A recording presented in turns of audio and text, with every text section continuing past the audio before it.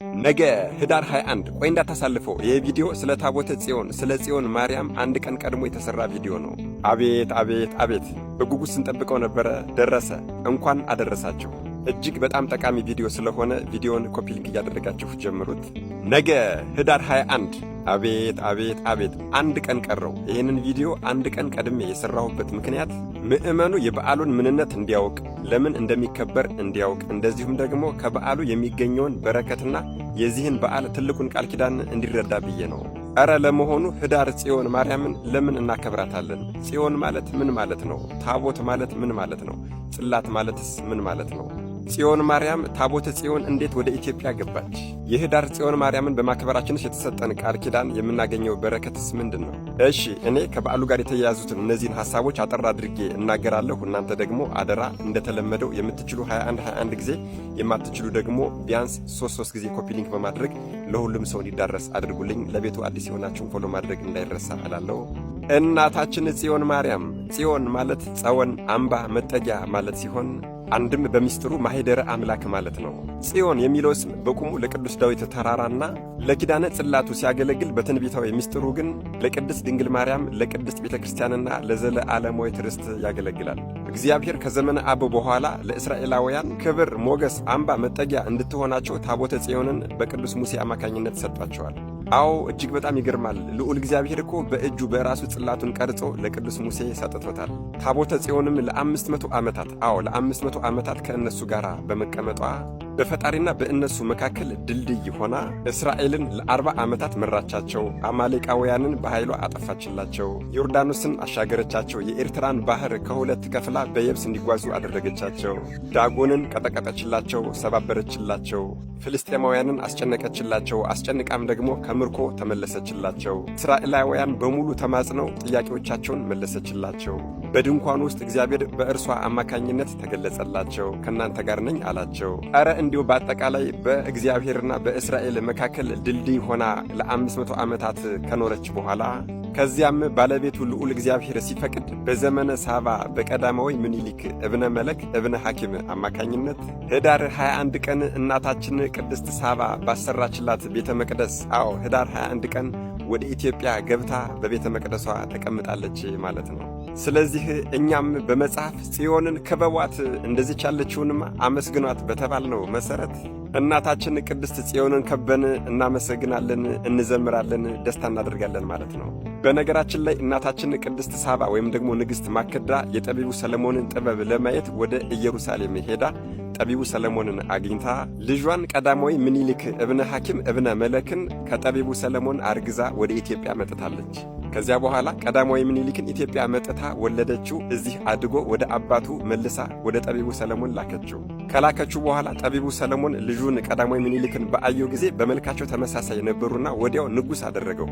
የእስራኤል ሰዎችም እንዴት ለሁለት ንጉሥ እንገዛለን ባሉ ጊዜ ጠቢቡና ንጉሡ ሰለሞንም ይህንን ልጅን ወደ አገሩ እንድልከው ከፈለጋችሁ ሁላችሁም የመጀመሪያ ልጃችሁን ስጡኝ አላቸው። እርሱም የእስራኤላውያንን የመጀመሪያ ልጆች ለቀዳማዊ ምኒልክ ሰጥቶ ወደ አገሩ ወደ ኢትዮጵያ ሊልከው እየተዘጋጀ እያለ ሊቀ መላእክት ቅዱስ ሚካኤል ከልዑል እግዚአብሔር ታዝዞ ለሊቀ ካህኑ ተገለጸለትና የታቦተ ጽዮንን ቤተ መቅደስ ታቦተ ጽዮን ያለችበትን ቤተ መቅደስ እኔ እከፍትልሃለሁ፣ አንተ ደግሞ ታቦተ ጽዮንን ይዘህ ከቀዳማዊ ምኒልክ ጋር ወደ ኢትዮጵያ አብረህ ሂድ አለው።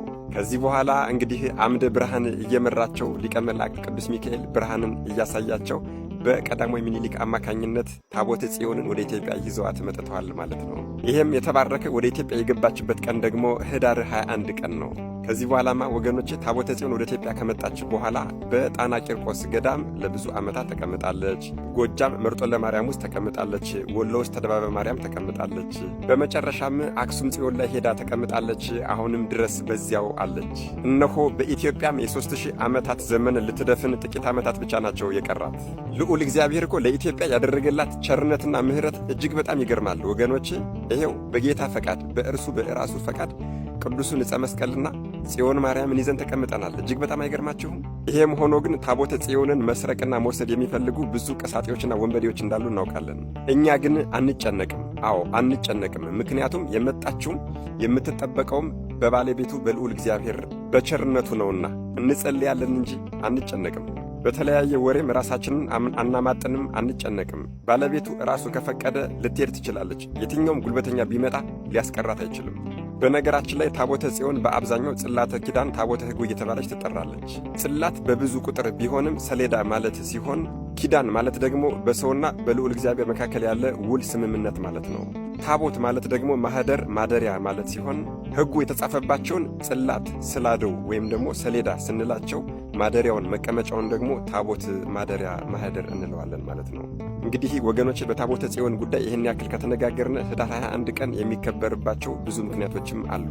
አዎ በዚህ በህዳር 21 ቀን ታቦተ ጽዮን ለሊቀ ነቢያት ለቅዱስ ሙሴ መሰጠቷን እናስባለን። ታዲያ ወገኖች ይሄ ሲሆን ሊቀ ነቢያት ቅዱስ ሙሴ 40 መዓልትና 40 ሌሊት ጾሞ ታቦተ ጽዮን እንደተቀበለ ሳንዘነጋ ማለት ነው። እኛ ህዳር ጽዮን ስናከብር ቀጥታ የገባችበትን ቀን ስናከብር ምንም ሳንጾም፣ ሳንጸልይ፣ ሳንሰግድ ሊሆን ይችላል። ሊቀ ነቢያት ቅዱስ ሙሴ ግን 40 መዓልትና 40 ሌሊት ጾሞ ተማልሎ ነው ታቦተ ጽዮንን የተቀበለው። ሌሎቹን ሙሉዎቹን ምክንያቶች በነገው ቪዲዮ የምሰራላችሁ ይሆናል። ዛሬ ግን ታቦተ ጽዮን ህዳር ጽዮንን ስላከበርን ምን ይሰጠናል፣ ምን አይነት ቃል ኪዳን እናገኛለን ነው። ድሮ በመጽሐፍ ተጽፎ እንደምናገኘው ኢየሩሳሌም ማለት የሰላም ሀገር ማለት ነበር። አሁን ግን ኢትዮጵያ አክሱም ጽዮን ላይ ጽዮን ማርያም ስለተቀመጠች ኢትዮጵያ የሰላም ሀገር ሆናለች ማለት ነው። እንደዚህ ስል አብዛኞቻችሁ የትኛውን ሰላም ነው ሰላም የሚል ልትሉ ትችላላችሁ። እውነታው ግን እሱ ነው። ወደድንም ጠላንም ግን ኢትዮጵያ ኢየሩሳሌም የሰላም ከተማ ሆናለች። እንዴ አዎ ኢየሩሳሌም እኮ ሰላም የሰላም ሀገር የተባለች እኮ ጽዮን ስለነበረች እኮ ነው። ስለዚህ ጽዮን ማርያም ደግሞ ታቦተ ጽዮን ወደ ኢትዮጵያ ስለመጣች ኢየሩሳሌም ሆናለች ኢትዮጵያ የተባለው ለዛ ነው። የሰላም ከተማ ሆናለች። በሱ ነው እንደምትገረሙት እናንተ። ቀድሞ ታቦተ ጽዮን ወደ ኢትዮጵያ መጣችና ኢትዮጵያ የሰላም ከተማ ኢየሩሳሌም ተባለች። በኋላ ደግሞ እውነተኛይቱ ጽዮን ቅድስተ ቅዱሳን ቅድስት ድንግል ማርያም ወላዲተ አምላክ ልጇን ወዳጇን ይዛ ወደ ኢትዮጵያ መጣች። አይገርማችሁም? በጣም ቀድሞ 10ቱ ትእዛዛት የተጻፈባት ታቦተ ጽዮን ወደ ኢትዮጵያ መጣችልን። በኋላ ደግሞ እውነተኛው አካላዊ ቃል በማኅፀኗ የተቀረጸባት እናታችን ቅድስተ ቅዱሳን ቅድስት ድንግል ማርያም ወደ ኢትዮጵያ መጣችልን። ቀድሞ የእግዚአብሔር የቃል ኪዳኑ ታቦተ ጽዮን ኢትዮጵያ መጣችልን። የእግዚአብሔር የቃል ኪዳኑ እናታችን ቅድስተ ቅዱሳን ቅድስት ድንግል ማርያም ደግሞ ኢትዮጵያ መጣችልን። ቀድሞ ከማይነቅዝ እንጨት የተቀረጸችው ታቦተ ጽዮን ኢትዮጵያ መጣችልን። በኋላ ደግሞ ሞት የማይለውጣት እናታችን ቅድስተ ቅዱሳን ቅድስት ድንግል ማርያም ኢትዮጵያ መጣችልን።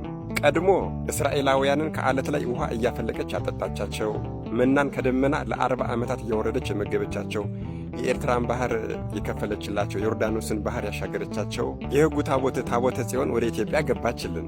በኋላ ደግሞ የሕይወት እንጀራን የሕይወት ውሃን ያመጣችልን ዓለምን የፈጠረ መድኃኔዓለም ኢየሱስ ክርስቶስን በሆዷ ያዘችው እናታችን ቅድስተ ቅዱሳን ቅድስት ድንግል ማርያም ኢትዮጵያ መጣችልን። ቀድሞ ዳጎንን የቀጠቀጠችው ጽዮን ማርያም ኢትዮጵያ መጣችልን። በኋላ ደግሞ ሰይጣንን የቀጠቀጠችውና ያሳፈረችው እናታችን ቅድስተ ቅዱሳን ቅድስት ድንግል ማርያም ኢትዮጵያ መጣችልን። እና ታዲያ ወገኖቼ ኢትዮጵያ ኢየሩሳሌም የሰላም ሀገር ብትባል እንዴት ያንስባታል? ይህችን ቅድስት ሀገር ደግሞ የሰላም ከተማ የሰላም ሀገር ያሰኘቻት እናታችን ጽዮን ማርያም እናታችን ቅድስተ ቅዱሳን ቅድስት ድንግል ማርያም ባለችበት ሀገር ደግሞ ጌታችን በወንጌሉ እንደተናገረ አንኳኩ ይከፈትላችኋል፣ ጠይቁ ታገኙማላችሁ፣ ለምኑ ይሰጣችኋል ስለሆነ የተባለ በዚህ በህዳር 21 ቀን ጠይቀን የማይመለስልን ሽተን የማናገኘው ምንም አይነት ነገር የለም። ምንም አይነት ጸሎታችን ይመለስልናልና በዚህ ቀን ሁሉንም ጸሎታችንን እንጠይቃለን ማለት ነው። ሁላችሁም ዝም እንዳትሉ። አዎ እውነቴን ነው የምነግራችሁ። ስለ ጽዮን ዝም አልልም፣ ስለ ቅድስት ድንግል ማርያም ዝም አልልም፣ ስለ ቤተ ክርስቲያን ዝም አልልም፣ ስለ መንግሥተ ሰማያት ዝም አልልም፣ ስለ ሀገሬ ስለ ኢትዮጵያም ዝም አልልም። ርዕሰ ሊቃውንት አባታችን አባ ገብረ ኪዳን እንደተናገሩት እምቢ ስለ ጽዮን ማርያም ዝም አልልም በሉ። እንግዲህ ቀጣዩን ቪዲዮ ደግሞ በነገው ቪዲዮ ጠብቁኝ። ይህንን ቪዲዮ ቀድሜ አንድ ቀን የሰራሁት አደራ ሁሉም ሰው ተዳርሶት የበዓሉን ምንነት አውቆና ተደርቶ እንዲያከብረው ከማለት ነው። እንግዲህ ሁላችሁም ይህ ቪዲዮ የደረሳችሁ የክርስትና ግዴታችሁን ተወጡ እላለሁ። መድኃኔዓለም ኢየሱስ ክርስቶስ ከበዓሉ ከሚገኘው በረከትና ረድኤት ያሳትፈን። አሜን። ይቆየን።